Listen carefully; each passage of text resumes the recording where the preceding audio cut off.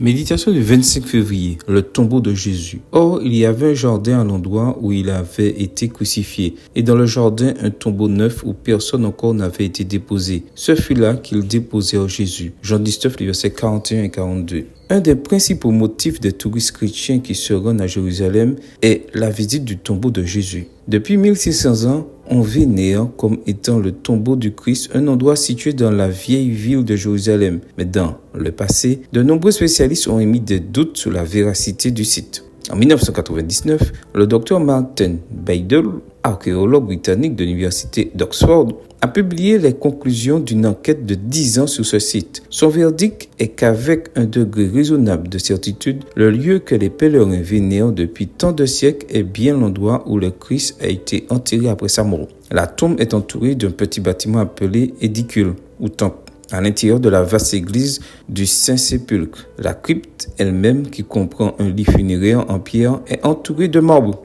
Le docteur Baidel a mené ses recherches à l'aide de la photogrammétrie, un système de relevé topographique qui utilise des caméras pour produire des images tridimensionnelles optimisées par ordinateur. Le scientifique a conclu que le lit mortuaire original en calcaire est pratiquement intact. La mort de Jésus et sa résurrection sont le fondement de notre foi. Contempler l'épreuve de son passage dans ce monde nous remplit de joie. C'est pourquoi nous pouvons proclamer avec les anges qui étaient au tombeau, notre Sauveur est ressuscité. Luc 24, verset 6. Après sa mort à l'âge de 61 ans, les restes de la dépouille de Mahomet ont été transférés dans la mosquée du prophète, où ils se trouvent encore aujourd'hui. Lorsque Bouddha est mort, ses os ont été incinérés et déplacés à Kashinagar.